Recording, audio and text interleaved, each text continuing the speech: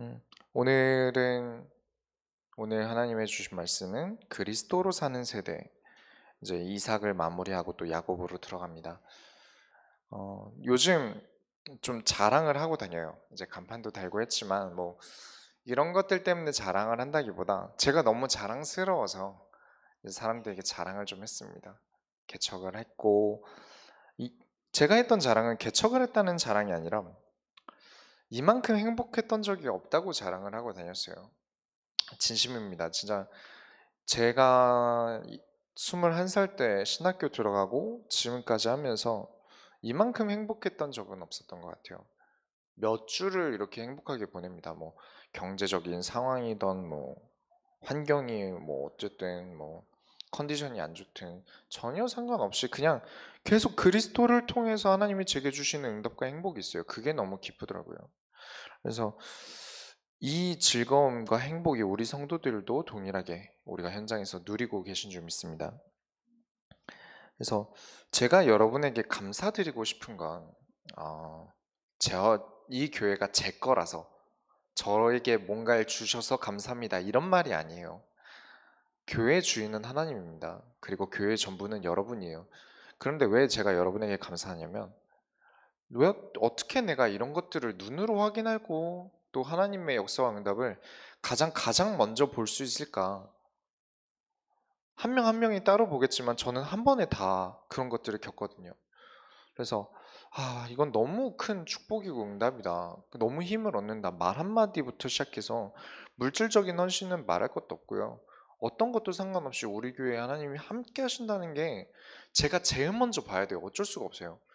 그게 내가 뭐라고 이런 응답들을 받을까 이런 생각이 들더라고요. 그래서 여러분 항상 감사하시기 바랍니다. 물론 제가 가지고 있는 이 행복에 비례할 수 없겠지만 이게 나눠지길 원해요. 그게 그리스도를 통하여라는 응답입니다.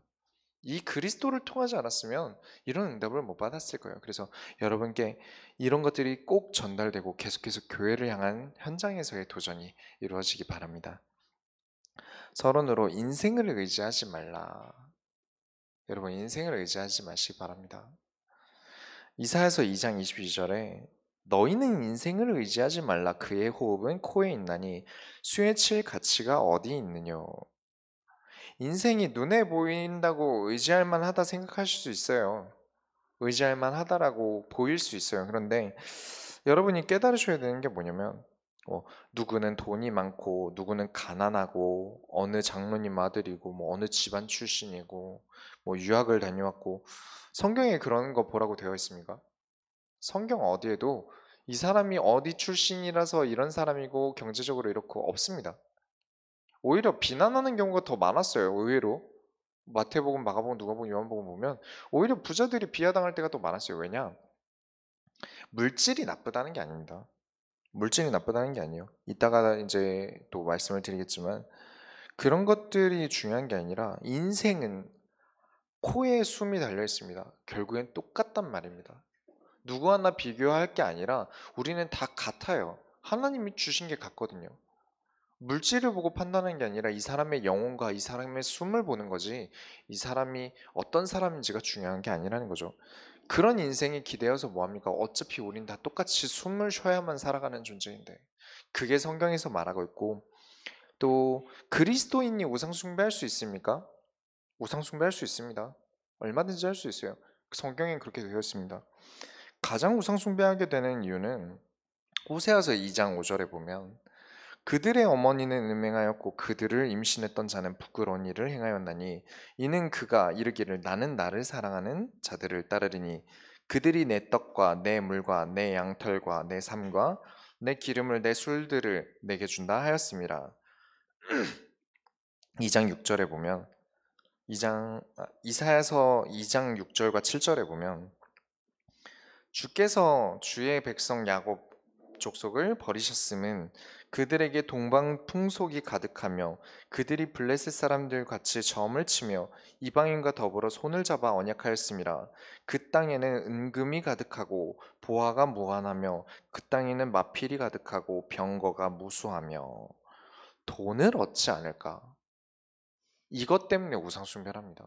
내가 원하는 풍족한 것들, 내가 얻고 싶은 것들 때문에 우상 숭배를 한다고 호세아서에도 얘기하고 이사야서에도 얘기해요. 굳이 호세아서와 이사야서를 잡고 얘기를 드리는 건 수예배와 금요철야를 호세아서와 이사야서를 두고 하고 있습니다. 이것뿐만일까요? 성경에 정말 많습니다. 기독교인들이 그리스도인들이 그리스도를 통하여 따라가고 그리스도를 통하여 얻는 게 아니라 물질을 통해서 세상을 살아가려고 해요. 내가 뭔가 얻을까 하여 점도 칩니다. 내가 뭔가 얻을까요? 그리스도인요. 그렇게 됩니다. 그래서 우상숭배, 성경이 말하는 우상숭배는 우상 앞에 엎드리는 것만 얘기하는 게 아닙니다. 하나님과 멀어지는 게 우상숭배예요. 얼마든지 할 수 있습니다. 그렇기 때문에 우리가 그리스도를 따라서 그리스도를 통하여 한다는 것이 어떠한 것보다 이것보다 더 중요한 게 있다는 거죠. 하나님보다 지금 상황이 더 크다고 느끼고 하나님보다 사람을 통해 얻을 물질이 커 보이니까 인도를 안 받습니다. 인도를 안 받는 게 결국엔 우상숭배가 돼요. 왜냐? 하나님을 버려두고 내 판단대로 하거나 남의 판단대로 하거든요. 남이 내 인생 알아줍니까? 그 사람도 내일 일을 모르는데 인생에 의지하지 마십시오. 그래서 우리가 의지해야 될 유일한 존재는 하나님뿐인 줄 믿습니다. 이것을 서론으로 두고 오늘 이삭과 야곱에 대해서 얘기할 텐데 이 집안은 칭찬할 게 별로 없어요. 아시겠지만 네 가지 족장이 있습니다.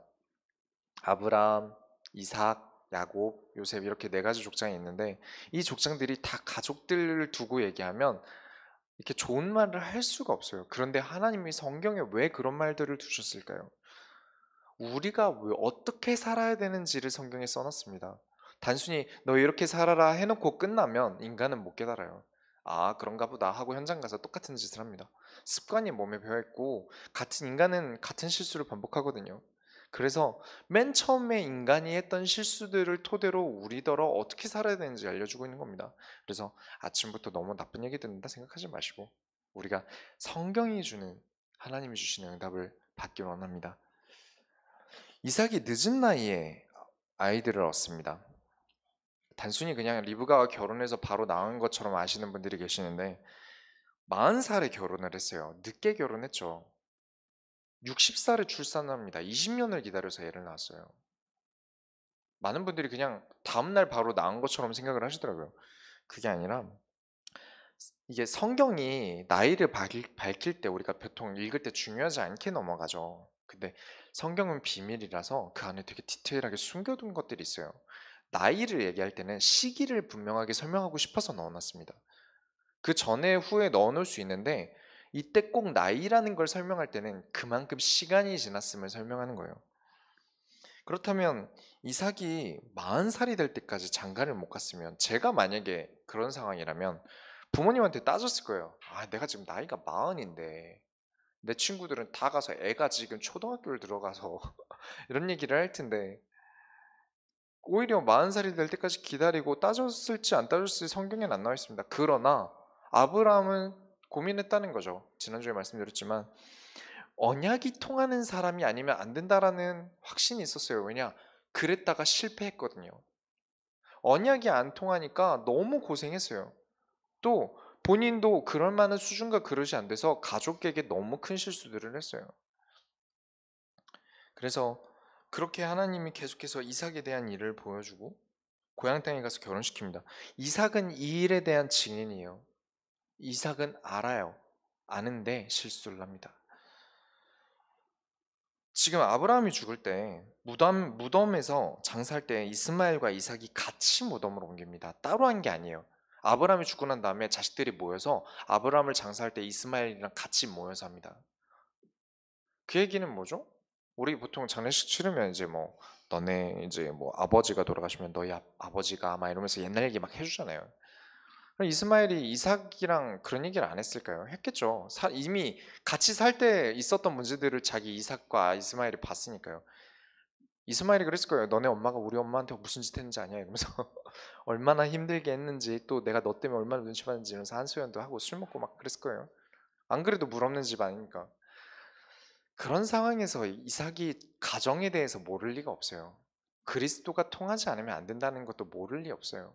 아버지가 왜 그렇게 장가를 보냈는지도 모를 리 없어요. 아는데 그런데 그런 시간들이 지나면서 또 아이를 낳아야 되는데 20년 동안 하나님이 태의 문을 안 열어주셔서 이삭이 간구를 합니다. 하나님 태의 문을 열어주십시오. 기도해요.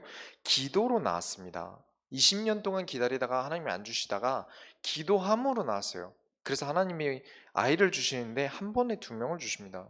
그리고 무슨 예언을 하시냐면 어, 이제 쌍둥이를 주시면서 너로 하여금 민족이 둘이나 있다라고 얘기를 합니다. 이 얘기를 할 때 이 태 안에서 자꾸 싸워요. 애기 둘이 있는데 쌍둥이들이 계속 싸워요. 애들은 애들이라 칩시다. 엄마가 죽어나는 거예요, 그러면. 그쵸. 안 그래도 늦게 낳은 아이인데, 늦게 생겼는데 이 애들이 뱃속에서 쌍둥이 둘이 싸운단 말이에요. 그러니까 이삭이 또 한 번 기도합니다. 하나님 어떻게 해야 될까요? 무슨 이유가 있으십니까? 인도받겠습니다 하죠. 그래서 23절에 25장 23절에 여호와께서 그에게 이르시되 두 국민이 내 태중에 있구나 두 민족이 내 복중에서 나누이리라 이 족속이 저 족속보다 강하겠고 큰 자가 어린 자를 섬기리라 하셨더라. 두 민족 다 민족을 만들겠다 해요. 낳는 두 아들들을 민족을 만들겠다 해요. 그러니까 하나님이 큰 계획이 둘 다 있다는 거죠. 그렇게 했는데 지금도 이스라엘과 에돔 족속이라고 합니다. 이 족속은 싸웁니다. 지금도 이슬람이 돼서 싸우고요. 그때나 지금이나 계속 싸우고 있어요. 왜 그렇게 됐을까요? 에서와 야곱에 대한 이삭의 태도가 있습니다. 어느 아들이 더 이뻐야 하고 더 편해야 되는지로 이제 성경을 막 보시는 분들이 계세요. 이삭이 야곱을 더 이뻐했어야 된다. 야곱은 언약을 알지 않냐 이러는데 그것도 그거 나름대로 문제라고 생각합니다. 하나님이 민족을 주실 거라고 예언을 하셨다면 이 두 민족 다 그리스도를 통하여 살아가게끔 키웠어야 돼요. 그게 맞는 거죠. 어느 한쪽을 편애하는 게 아니라 우리 모든 내 자식들이 그리스도로 살아가기를 원하고 언약을 따라서 인도받기를 원했을 거예요. 그래야 되고요. 애초에 기도로 나왔습니다. 태중에서까지도 기도할 수밖에 없는 기도 제목들을 주시면서 하나님이 말씀을 주셨어요. 그런데 점점 이삭이라는 사람이 에서만 이뻐합니다. 털이 많고 털이 많고 싸움도 잘하고 사냥도 잘해요. 짐승남이죠. 야곱은 그냥 가정일 잘하고 이렇게 집안일 잘하고 이런 타입이고 에서만 계속 편애를 하고 이뻐합니다. 근데 리브가는 야곱을 더 이뻐하죠. 그 이유 리브가가 왜 야곱을 이뻐했는지는 다음에 설명을 드리겠습니다. 어떻게 됐든 간에 이렇게 편애를 하는데 그게 28절에 이삭은 에서가 사냥한 고기를 좋아하므로 그를 사랑하고 리브가는 야곱을 사용했더라. 이유가 이거 하나밖에 없습니다. 에서의 고기를 좋아해서요. 성경 어딜 찾아도 에서를 더 이뻐한 이유는 이거밖에 없습니다. 언약 때문에 사람을 사랑하고 그리스도를 통하여 사랑하면 저번에도 말씀드렸죠. 절대 차별이란 건 그리스도를 통해서 할 수 없습니다. 근데 고기를 통해서 보니까 자식 하나만 이쁜 거예요. 여러분 인간이란 게 그렇습니다. 되게 쪼잔하고 별거 없어 보이죠. 원래 인간이란 게 그래요. 하나 싫으면 다 싫고요. 하나 좋으면 다 좋아요. 근데 그게 그리스도보다 앞설 수 있습니까? 없는 거죠. 근데 이삭이라는 사람은 그 실수를 합니다. 피가 진한 거죠. 그래서 여러분이 아셔야 되는데 이런 문제들을 통해서 그냥 하나님이 알아서 하시겠지. 내 자식 하나님이 키우실 거야 라고 생각하시는 분들도 더러 계신 것 같아요. 하나님이 하시겠지. 아닙니다. 여러분 인식을 바꾸셔야 됩니다. 여러분을 통해서 하나님이 하실 겁니다. 그래서 우리에게 주신 거죠. 이삭에게 왜 에서와 야곱을 주셨겠습니까? 이삭을 통해서 하나님이 하실 일이 있으니까요. 그런데 하나님이 키우실 거야. 하나님 아시겠지. 문제의식을 바꾸셔야 됩니다. 성경을 제대로 보면요. 하나님 직접 움직이시면요. 많은 사람이 죽습니다. 왜냐면 하나님은 사람을 통해서 세상을 살리기 원하세요. 의인이 도무지 없는 상황에서 어떻게 하시죠? 하나님 자녀들이 할 수 없을 때 어떻게 하십니까? 직접 움직이세요. 어쩔 수 없거든요. 근데 직접 움직이실 때 많은 사람들로 하여금 이미 사람을 통해서 그리스도를 얻지 못하니까 재앙과 문제를 주시고 사건을 주세요. 그래서 우리가 깨달아야 됩니다. 죄는 피하지 말라고 했던 이유가 이겁니다. 가장 큰 죄가 뭡니까? 아까 처음에 말씀드렸죠. 우상숭배입니다. 우상숭배가 뭐죠? 내가 인도받지 않는 거예요. 이삭은요, 엄밀히 말하면 우상숭배를 하는 겁니다. 고기 때문에 하나님의 계획을 잊어요. 그래서 여러분, 저는 안 할랍니다. 하나님이 하세요 라는 의미로 써버리는 거예요. 많은 사람들이 하나님이 하실 거야가 내 손이 닿지 않고 내가 어쩔 수 없는 상황이 아니라 그냥 내가 피곤하고 힘들고 귀찮아서 하나님이 하세요 하고 떠넘기는 겁니다. 저는 저대로 살랍니다. 하나님이 나에 대한 계획이 뭡니까? 가 하나님이 하시도록 기도해라면 하는 거예요. 그러나 하나님이 원하시는 거랑 상관없이 하나님이 하실 거야. 아, 난 몰라. 머리 아프고. 이거랑 똑같이 쓰이고 있어요. 그렇게 쓰시면 안 됩니다. 모든 책임을 여러분이 가지세요. 그리스도를 통해서 살아가는 여러분의 책임으로 가지세요. 여러분을 통해서 하나님이 하실 겁니다. 부담스럽게 느껴질 수 있어요. 그러나 그 정도 부담감과 리스크를 안지 않으면요, 사업은 성공하지 않아요. 마찬가지입니다. 하나님이 우리에게 승리하게 하실 때는 그만큼 리스크가 남아요. 요셉이 왕 앞에 설 때, 아, 나 가서 죽으면 어떡해요? 아, 못 갑니다. 나 안 할래요. 아, 너무 부담스러워요. 내가 지금 강간미수로 감옥에 와 있는 것도 지금 부담스러워 죽겠는데 여기서 지금 있단 말이에요. 저 노예 출신이에요. 이러면 못 만나요. 그렇죠? 우리가 그리스도를 통해서 살아갈 때 항상 책임감을 가지십시오. 내가 이 세상을 살리는 하나님의 소원을 이루는 사람이라는 책임을 가지십시오. 그렇지 않으면 계속 그러는 겁니다. 하나님이 하실 거야. 넘기자. 아, 난 몰라. 내가 어떻게 하겠어. 하나님이 하실 거야. 그러지 마세요. 여러분에게 하나님이 주시려고 보여주신 거예요. 여러분에게 하나님이 하시려고 주신 거예요. 그걸 피하지 마십시오. 응답을 피하시는 겁니다. 응답을 도망치시는 거예요. 그래서 여러분, 그리스도가 통한다는 사실을 아셔야 됩니다. 이런 사실들이 하나님을 통해서 하는 사실이 안 통하니까 26장 34절부터 35절에 에서가 40세 헷족 속 브에리의 딸 유딧과 헷족 속 엘론의 딸 바스맛을 아내로 맞이하였더니 그들이 이삭과 리브가의 마음에 근심이 되었더라. 헷족 속이 마음에 안 든답니다. 당연하죠. 그리스도가 통하지 않으니까요. 리브가가 왜 야곱과 통했겠습니까? 그나마 그리스도가 통해서요. 야곱이 문제가 많지만 장자의 권을 얻기 위해서 이따 말씀드리겠지만 싸우기도 해요.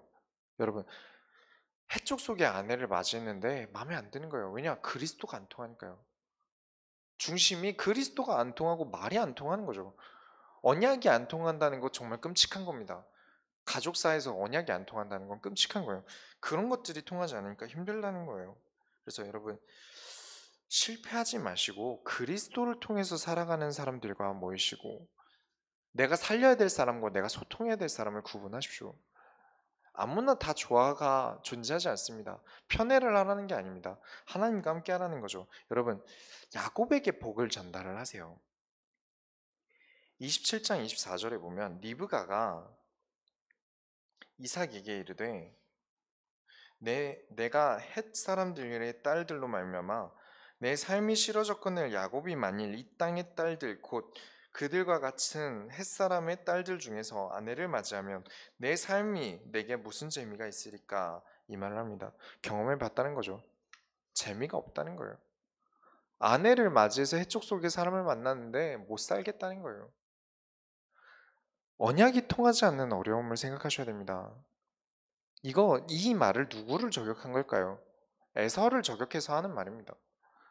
에서가 데려온 아내를 말하는 건데 이 장면이 있기 이전 사건이 있어요. 야곱과 리브가가 이삭을 속여서 장자로서 축복을 가로채는 장면이 있습니다. 이 장면이 좀 이상한 게 어느 날 죽을지 모른다면서 에서더러 사냥을 해서 별미를 가져오라 그래요. 그거 되게 좋아하니까요. 그것 때문에 에서를 더 이뻐한 거죠. 그 별미의 입맛을 기억을 못할까요? 알 텐데요. 근데 왜 그랬을까요? 먹으면 누가 한 음식인지 알 텐데 뭐 그래요. 모를 수 있습니다. 그런데 죽기 전에 축복하겠다고 하고 내보내는데 정작 2일 후에 얼마나 오래 사냐면 180세까지 삽니다. 야곱이 갔다가 야곱이 애를 12명 낳고 이스마엘을 만나서 이스마엘과 같이 있을 때 이삭이 죽어요. 엄청 오래 살아요. 그러니까 언제 죽을지 모른다고 축복한다는 게 약간 좀 이유가 있는 것 같죠. 에서가 진짜 그냥 몰라서 그렇진 않은 것 같아요. 근데 어찌됐든 이런 상황에서도 일단 성경만 보면 에서를 챙깁니다. 챙길 때 하려던 일이 첫째에게 주려던 축복은 형제들이 다 너를 섬기고 만민이 너를 섬길 것이다 였고요. 둘째에게 주려고 했던 축복은 이슬이 너에게서 멀며 내 땅은 기름짐에서 멀리라. 기름진 땅이 아니고 그러니까 어떻게 보면 둘째에게 저주와 같은 말을 해요. 그럴 수 있습니까? 이때 당시에 족장 사회라 하더라도 뭐 형제 사이라 그래서 윗 족속 아래쪽 속이 있던 게 아니에요. 더 큰 족속이 족속이에요. 큰 족속인 거죠. 그런데 이 축복에 대해서 기대는 이유가 뭡니까? 그리스도를 통해서 얻는 복이기 때문에 받으려는 거죠, 자식들이. 그런데 누군가에겐 저주를 해요. 에서의 눈이 멀었다는 말은 제가 보기에는 육신의 눈만 멀었다고 얘기하는 게 아닙니다. 성경은 비유죠. 그리스도를 통해서 하고자 하시는 하나님의 교회, 처음에 기도할 때 나을 때 뭐라 합니까? 작은 자가 큰 자를 섬긴다고까지 하나님 말씀하셨는데 무시해요. 타협을 하는 거죠. 작은 자가 계속 큰 자 섬겨라 이러면서.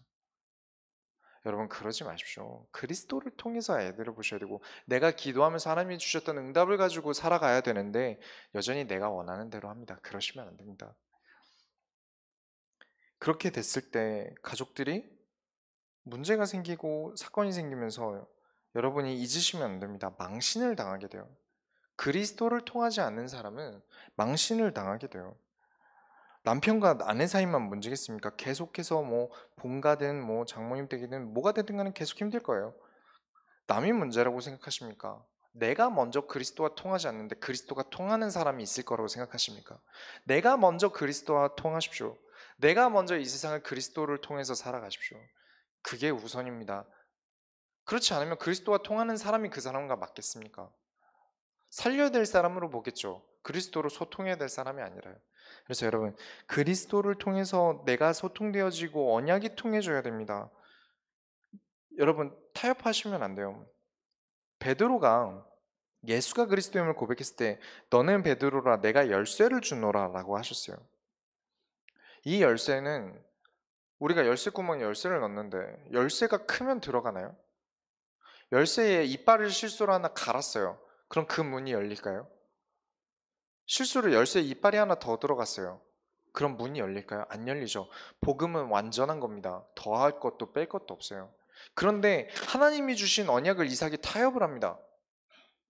하나님 축복은 큰 애에게 주세요. 내가 축복하면 큰 애에게 축복을 주겠죠.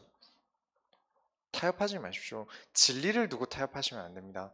복음의 언약을 두고 진리가 무엇입니까? 복음이 무엇입니까? 예수가 그리스도죠. 진리가 무엇입니까? 그 그리스도를 통하여 이 세상을 살아가는 겁니다. 그 진리를 타협하지 마세요. 살짝 얹거나 섞지 마세요. 지금 이삭이 그 실수를 합니다. 그래서 하나님이 원하시는 복을 깨달으셔야 돼요. 이삭이 고민을 합니다. 왜 이런 일이 벌어진 걸까? 근데 그때 리브가가 얘기합니다. 햇사람의 딸들 때문에 내가 피곤하고 힘들다. 그 얘기를 듣고 느끼는 바가 있었을 거예요. 분명히 아까 장자에게 주고 이삭과 에서에게 축복을 줄 때 가려서 줬고 둘째에게 줄 축복은 없다 그랬는데 야곱을 다시 불러서 다시 또 축복을 해요. 오늘 읽은 구절은. 아까 축복이 없다 그 전장에는 축복이 없다 그러면서 안 줬는데 야곱을 불러서 축복을 합니다. 그게 오늘 읽은 본문인데 축복하고 또 당부하여 이르되 너는 가나안 사람의 딸들 중에서 아내를 맞이하지 말고 그 이후에 3절에 보면 전능하신 하나님이 내게 복을 주시어 내가 생육하고 번성하게 하여 내가 여러 족속을 이루게 하시고 아브라함에게 허락하신 복을 내게 주시되 너와 함께 자손에게도 주사 아브라함의 하나님이 아브라함에게 주신 땅 곧 내가 거류하는 땅을 내가 차지하게 하시기를 원하노라.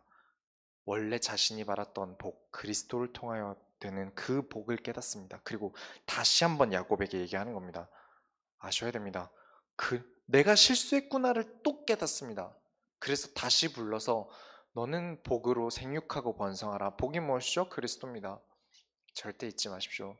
다시 한번 회복합니다.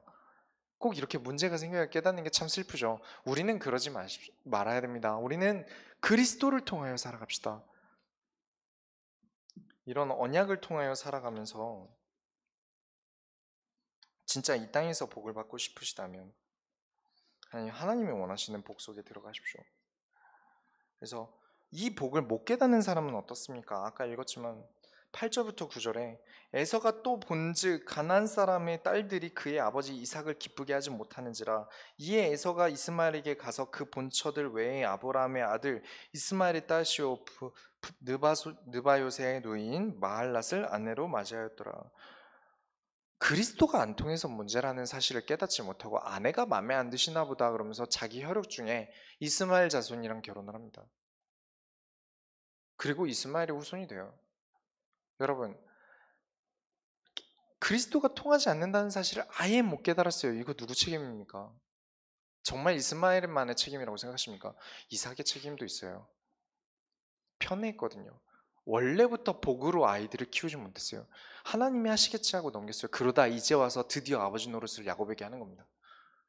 복을 통해서 생육하고 번성하랍니다. 여러분, 이 복이 무엇인지 깨달으시기 바랍니다. 성경에서 이만큼이나 많이 얘기하는 거예요.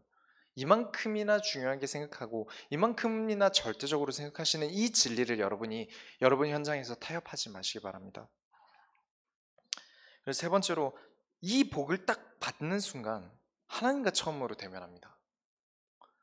같은 장에 내가 그리스도를 통하여 살아가야 된다는 말을 이삭을 통해서 들은 그 다음에 13절부터 15절에 또 본즉 여호와께서 그 위에 서서 이르시되 나는 여호와니 너의 조부 아브라함의 하나님이요 이삭의 하나님이라 내가 누워있는 땅을 내가 너와 내 자손에게 주리니 내 자손이 땅의 티끌같이 되어 내가 서쪽에 서쪽과 동쪽과 북쪽과 남쪽으로 퍼져나갈지며 땅의 모든 족속이 너와 내 자손으로 말미암아 복을 받으리라. 내가 너와 함께 있어 내가 어디로 가든지 너를 지키며 너를 이끌어 이 땅으로 들어오게 할지라 내가 내게 허락한 것을 다 이루기까지 너를 떠나지 아니하리라 하신지라. 하나님도 복이 무엇인지 설명합니다. 복을 알아들었거든요. 복이 무엇인지 설명을 들으니까 바로 하나님이 나타나셔서 내가 너를 복을 줄 것이다. 내가 너와 함께 하겠다. 당연하죠. 그리스도와 함께하는 자 무슨 축복을 받습니까? 그리스도가 함께합니다. 내가 세상 끝날까지 너희와 함께하리라. 이 축복은 창세기나 신약이나 동일합니다. 모든 성경이 동일해요. 성경의 구조는 똑같습니다. 그래서 하나님이 복이 무엇인지 아니까 복이 무엇인지 알게 하시니까 바로 나타나세요. 바로 찾아옵니다. 구원도 성경의 구조는 똑같습니다. 내가 처음 그리스도를 고백한 때 무슨 일이 일어납니까? 하나님이 내 안에 오십니다. 내 안에 주인이 되세요. 처음 하나님이 나를 만나주세요. 창세기에 구원이 없다고요? 말도 안 되는 소리입니다. 창세기 안에 하나님이 그리스도를 통하여 구원받는 모든 비밀을 숨겨두어 주셨어요. 그래서 이 복이라는 게 무엇인지 발견되시기 바랍니다. 현장에서 발견하셔야 돼요. 이 땅에서 복을 받고 싶으시다면 땅에서 복을 구하지 마세요. 순환입니다. 하늘에서 열면 땅에서 열리는 겁니다.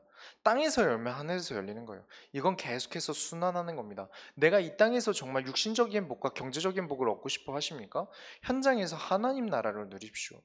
현장에서 말씀의 성취를 보세요. 하나님이 반드시 축복하실 겁니다. 그게 구조예요. 하나님은 그렇게 하시기로 약속하셨어요.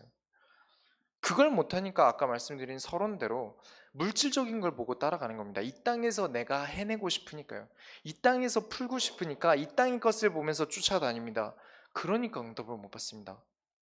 이 구조를 이해하셔야 됩니다. 그래서 이 성경은 절대적입니다. 소설일 수가 없고 말을 맞출 수도 없습니다. 이 사람들이 다 다른 시대 사람이고 다른 시대 사람이고 세대가 다르고 언어가 다를 때까지 어떻게든 이 성경은 똑같은 말만 합니다. 맞추고 억지로 끼워 맞추라고 해도 할 수 없을 만큼 그리스도를 통하여 구원받는 이 사실만큼이 너무나도 절대적이고 그리스도를 통하여 우리가 응답을 받는다는 게 너무나도 절대적입니다. 그래서 우리가 이 축복을 받았습니다. 이걸 깨달았어요. 이걸 들었고요. 이걸 배웠어요. 너무 큰 축복이죠. 이만한 복이 어디 있습니까? 이것을 통해서 사는데 진짜 행복이 느껴집니다. 여러분이 우리가 얼마나 큰 복을 받으셔야 되는지 아셔야 돼요. 세상이 힘들죠. 세상 어렵고 괴롭고 맞습니다. 눈에 보이는 현장은 그런 게 사실이고요. 그러나 우리가 무엇을 받으셨는지는 아셔야 됩니다. 우리가 얼마나 큰 걸 받으셨는지는 아셔야 돼요. 이걸 잃어버리는 순간 땅에 있는 게 커 보입니다. 땅에 있는 것들이 너무 커 보여요. 그래서 땅에 있는 것으로 풀어보려고 합니다. 인생이 기대요. 사람에게 의지해 봅니다. 그래서 우상 숭배를 합니다. 여러분, 하늘의 것으로 푸시기 바랍니다. 야곱이 결혼 생활을 해요. 피는 못 속이죠. 결혼 문제로 피곤한 일이 끊이지 않겠습니다. 지난주에 다음 주에도 말씀을 드리겠지만 이 문제가 심각합니다. 야곱도 피는 못 속여요. 결혼 문제로 피곤한 일들이 끊이진 않아요. 온 김에 자기 마음에 드는 예쁜 사람을 고릅니다. 눈에 보이는 아름다움을 쫓아요. 아까 말씀드렸죠. 그러면 큰 실수하는 겁니다. 29장 17절부터 18절에 레아는 시력이 약하고 라헬은 곱고 아리따우니 야곱이 라헬을 더 사랑함으로 대답하되 내가 외삼촌의 작은 딸을 라헬을 위하여 외삼촌에게 7년을 섬기리이다. 7년을 섬기겠대요. 내 눈에 라헬이란 여자가 너무 이쁘니까 전 그렇게 하겠습니다. 눈에 보는 아름다움이 나쁘다는 말은 절대 아닙니다. 여러분 항상 멋있게 다니세요. 예쁘고 멋있게 다니세요.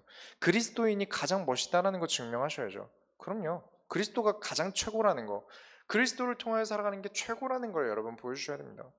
그게 나쁘다는 게 아니라 그리스도가 먼저 되지 않으니까 문제인 거예요. 지금 아브라함 때도 들었어요. 인도받지 못해서 가족이 어떻게 됐는지. 이삭 때도 봤어요. 인도받지 않아서 우리 형이 무슨 짓을 했는지. 그런데 와서 또 지금 내 눈에 보이는 이쁜 여자 달라고 합니다. 인도 안 받아요. 뭘 보고 배웠는지 모르겠어요. 그러니까 이게 너무 중요한 거죠. DNA라는 게 무섭습니다. 내가 낳기 전에 이미 다 키운 거예요. 이미 내 몸에 나를 낳기 이전에 부모의 DNA가 들어와서 내 안에 남아 있어요. 그대로 살아가요. 이후에 어떻게 키울지 고민하시기보다 지금 나를 어떻게 키우실지 생각하셔야 됩니다. 그래서 여러분 눈에 보이는 아름다움을 자꾸 쫓는데 지금 예쁜 여자를 위해서 7년을 일합니다. 7년을 이제 7년을 며칠만큼 여겼대요. 결혼을 할 생각에. 그러고 나서 이게 지금 되게 로맨틱한 얘기처럼 들릴 수 있는데 오히려 하나님한테 정면 도전하는 겁니다. 하나님, 나는 내 뜻대로 내가 결혼할 여자랑 살려니까 7년이 하루 같아요. 너무 행복해요. 그리스도 아닌 걸로도 행복하네요. 라는 뜻입니다. 여러분, 성경은 그러지 말라고 말을 하는 겁니다. 그래서 이런 상황이 되는데 하나님이 반대로 그 눈 어둡고 내 눈에 별로 이쁘지 않은 레아를 보내요. 삼촌이 밤에 몰래. 그리고 동침하고 일어나서 아침에 보니까 세상에 내가 생각했던 그 여자가 아닌 거죠. 그래서 난리가 납니다. 그래서 또 7년을 일을 해요. 라헬과 결혼하려고요. 근데 그때도 7년이 하루같이 여겨요. 여전히 그러는 거죠. 근데 이 아내들의 갈등에 대해서 야곱의 대처가 있습니다. 레아라는 사람이 이런 상황을 여겨요. 얼마나 이게 끔찍한 상황인지 생각해 보셔야 됩니다. 사랑을 못 받을 텐데 아빠가 나를 사랑해 줄 사람과 결혼 안 시키고 나보다 내 동생 사랑해서 나는 인간 취급도 안 하는 사람에게 시집을 보낸 거예요. 끔찍하겠죠. 그러면 너무 힘들 텐데 레아라는 사람은 점점 그리스도를 깨닫습니다. 그 증거가 이 자식들의 이름이에요. 이 넷째를 낳을 때까지 사랑을 못 받으면서 하나님이 사람을 키우세요. 여러분 문제라는 걸 피하지 마시기 바랍니다. 이 문제 속에서 하나님이 사람을 키우는데 첫째 아들 이름이 루우벤입니다. 사랑을 받지 못함을 두고 하나님이 태를 열어주세요. 레아가 사랑을 받지 못함을 두고 라헬에게는 태를 안 열어주세요. 근데 레아라는 첫째 눈 안 좋고 못생긴 이 여자에게는 하나님이 태를 열어주셔서 루우벤이라는 이름은 뜻은 보라 아들이라 라는 뜻입니다.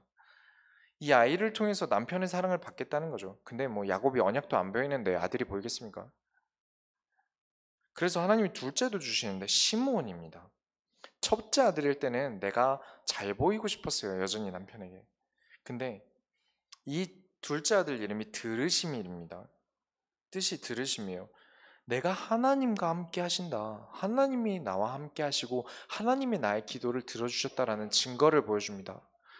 야곱이 근데도 여전히 눈치를 못 채요. 언약이 통하는 사람이 레아구나 이래야 되는데 여전히 그냥 넘어갑니다. 그래서 그 다음에 주시는 아이 이름이 레위입니다. 결속하다라는 뜻입니다. 언약으로 하나님이 나를 묶으시고 언약으로 하나님이 내 남편과 묶을 것이다라는 언약을 발견해요. 근데도 사랑하지 않아요.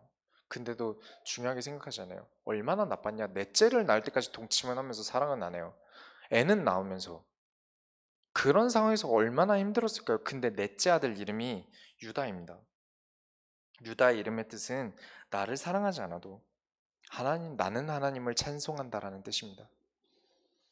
언약이 누구와 통하는지를 보셔야 돼요. 누구와 소통해야 되는지를 보셔야 돼요. 근데 이 야곱이라는 사람이 이렇게나 언약을 깨닫는 레아보다 라헬을 바라봅니다. 라헬이 무슨 짓을 하는지 보십니까? 라헬이 창세기 30장 1절에 라헬이 자기가 야곱에게서 아들을 낳지 못함을 보고 그의 언니를 시기하여 야곱에게 이르되 내게 자식을 낳게 하라. 그렇지 아니하면 내가 죽겠노라. 하나님한테 안 매달려요. 바로 야곱한테 가서 나 죽어버릴랍니다. 여러분 아셔야 됩니다. 그렇게 해서 야곱이 타일러요. 하나님이 태의 문을 여는 게 아니냐. 내 뜻대로 되냐. 그랬더니 무슨 짓을 하냐면 30장 3절에 라헬이 이르되 내 여종 비라에게로 들어가라. 그가 아들을 낳아 내 무릎에 두리니 그러면 나도 그로 말미암아 자식을 얻겠노라 하고 6절에 라헬이 이르되 하나님이 내 억울함을 푸시려고 내 호소를 들으사 내게 아들을 주셨다고 이로 말미암아 그의 이름을 단이라고 하였으며 하나님이 언제 성경에서 첩의 자식이 내 자식이라고 가르치신 적 있습니까? 없습니다. 첩의 자식을 내 무릎에 두고 내가 이름 지어놓으면 내 자식이다. 하나님이 나한테 주셨다. 성경에 이런 말 있습니까? 되려 아니죠. 사라를 통해서 아이를 낳을 것이다 했는데 아브라함이 다른 사람에게서 애를 낳습니다. 이스마엘이죠. 하나님 그거 인정 안 합니다. 그 지역의 풍습을 쫓아간 거예요. 쉽게 말하면 하나님과 지역 풍습을 섞은 겁니다. 이 장면은 타협한 거예요. 하나님의 복과 내가 생각하는 걸 타협한 거예요. 철저하게 하나님에게 매달리고 하나님께 기도한 레아와 하나님의 계획을 깨달은 레아와 반대로 하나님과 타협을 보고 사람과 타협을 봅니다. 여러분 진리는 타협하는 게 아닙니다. 많은 사람에게 양보할 수 있습니다. 그러나 진리는 타협하는 게 아닙니다. 지금 라헬은 하나님과 타협을 합니다. 야곱은 또 이걸 받아들여요. 자기 할아버지가 그랬다는 거 들었을 거 아닙니까? 그래서 자기 아버지 결혼시킬 때 어떻게 했는지도 알 거 아닙니까? 그래서 하나님이 그래서 이삭이 야곱에게 복을 주면서 너는 가나안에서 가나안 풍습 쫓는 사람 말고 가서 언약이 통하는 사람 만나라 하면서 라반의 집에 보내놨더니 이런 첩을 들여서 애를 낳자는 거에 대해서 허락을 하고 애를 낳습니다. 그래서 망가지는 겁니다. 그래서 고장나는 거예요. 그래서 레아가 또 둘째를 낳는데 납달리라고 합니다. 경쟁하여 이겼다. 아들만 낳으면 됐다 이겁니다. 첩이든 내 자식 아니든. 그게 맞습니까? 자식이 없어도 감사해야 되고요. 남편이 나를 사랑하지 않아도 하나님을 찬양해야 됩니다. 그리스도를 통하여 이 말뜻이 여러분에게 정말 감사하게 여겨지시기 바랍니다. 우리는 이전에 성경을 두고 이런 실수를 하지 않게끔 반복하지 않게끔 우리에게 말씀을 주셨어요. 우리가 이 말씀을 두고 현장에서 도전하시기 바랍니다. 결론을 두자면 우리는 진리로 살아갑니다. 진리로 살아가요. 진리도 필요하다가 아니라 우린 진리 자체로 살아갑니다. 우리는 타협점이 없다는 사실을 분명하게 인지하셔야 되고 그리스도를 제대로 아까 말씀드렸지만 이삭이 자신의 취향 때문에 자식에게 그리스도를 제대로 전달하지 못한 것도 말씀을 드렸고 야곱이 눈에 보이는 아름다움 때문에 하나님께 인도받지 않은 것도 말씀을 드렸습니다. 레아가 당시의 문화 때문에 따라서 하나님과 엮는 것을 말씀드렸어요. 하나님의 말씀은 지금과 동일합니다. 우리가 받은 이 복을 내려놓는 일은 하지 마세요. 우리가 이 너무 크게 받은 어쩜 우리가 이걸 깨달을 수 있을까 싶은 이 그리스도를 통하여 한다는 이 언약을 현장에서 내가 겪는 사건과 힘든 때문에 내려놓지 마세요. 여러분 너무 큰 거 받았습니다. 없으면 어떻습니까? 힘들면 어때요? 괜찮습니다. 그리스도를 통하여 주신 행복을 우리가 얻습니다. 그게 레아가 받았던 축복입니다. 그래서 우리가 복음을 따라 살아가고 여러분이 이제 이 성경을 두고 이 그리스도를 설명할 때마다 우리 소원교회 분들은 다 이해할 거라고 믿어요. 왜냐? 이제 그만큼 수준이 높다는 사실을 믿습니다. 우리가 교회를 향한 도전을 멈추지 않고 우리가 교회를 향해서 도전할 때 교회를 위해서 잘하라고 한 적 없습니다. 교회 와서 뭔가 투자를 하시라는 말씀 드린 적 없어요. 현장에서 승리하시라고 말씀드렸습니다. 현장에 영향력 있는 사람이 되라고 말씀드렸어요. 그랬는데 교회에서 축복을 하나님이 쏟아주세요. 우리 소원교회에서. 동일합니다. 여러분이 정말 현장에서 잘 되고 싶으십니까? 현장에서 그리스도를 누리세요. 하늘에서 푸십시오. 그럼 땅에서 풀릴 겁니다. 진리는 똑같습니다. 언제나 동일합니다. 이 진리 내려놓는 일 하지 마세요. 눈에 보이는 거 가리십시오. 우리는 눈으로 세상을 보지 않습니다. 눈에 보이는 거 중요하지 않아요. 눈은 그냥 길 갈 때 쓰는 거고 글씨 읽을 때 쓰는 겁니다. 절대 진실을 말해주지 않아요. 모든 것을 우리 눈에 보여주지 않습니다. 우리는 그리스도를 통하여 보는 겁니다. 모든 것은 그리스도를 통하여 보는 겁니다. 그래서 이렇게 되지 않는 사람이 교회에서 헌신한다면 어떻게 되겠습니까? 현장에서 그리스도를 통하지 않는 사람이 우리 교회에 와서 일을 너무 많이 한다. 오지랖만 부리고 오히려 문제가 막 생깁니다. 자기 취향대로 왜 안 되냐 할 겁니다. 그만한 수준이 안 되니까요. 왜 내 뜻대로 안 되냐 할 거예요. 그만한 영적인 수준과 눈이 안 떠졌으니까요. 그래서 현장에서 먼저 큰 응답을 받으시라는 겁니다. 현장에서 승리할 만한 사람이 교회에서 헌신하셔야 돼요. 현장에서 이게 능히 이기고 현장에서 하나님이 주시는 응답을 받아내고 찾아내는 사람이 교회에서 헌신하셔야 돼요. 제가 말하는 교회를 향한 도전은 그렇습니다. 우리가 이 응답 속에서 진리를 타협하지 마시고 현장에서 능히 승리해서 우리가 하나님의 소원을 이뤄드립시다. 기도하겠습니다. 하나님 감사합니다. 우리가 그리스도를 통하여 살아가게 하심을 감사드립니다. 이 감사가 현장에서 끊이지 않게 하시고 우리로 하여금 눈에 보이는 것에 속지 않고 하나님이 주시는 것을 찾아내게 하여 주옵소서. 하나님, 우리가 그리스도를 통하는 사람들과 만나지게 하시고 그리스도가 통하는 사람과 소통이 되어지게 하시고 내 물질과 육신적인 것들을 통해서 살아가지 않게 하셔서 하나님, 우리가 살려야 될 사람과 소통해야 될 사람을 구분하게 하시고 나로 하여금 하나님과 통하지 않으면 안 된다라는 절대적임이 내 가슴 속에, 내 마음 속에 항상 있게 하셔서 우리로 하여금 하나님의 소원을 이루는데 이 도전이 부족함이 없도록 하나님께서 우리에게 참된 복 그리스도를 알게 하여 주옵소서. 예수 그리스도의 이름으로 기도드렸습니다. 아멘.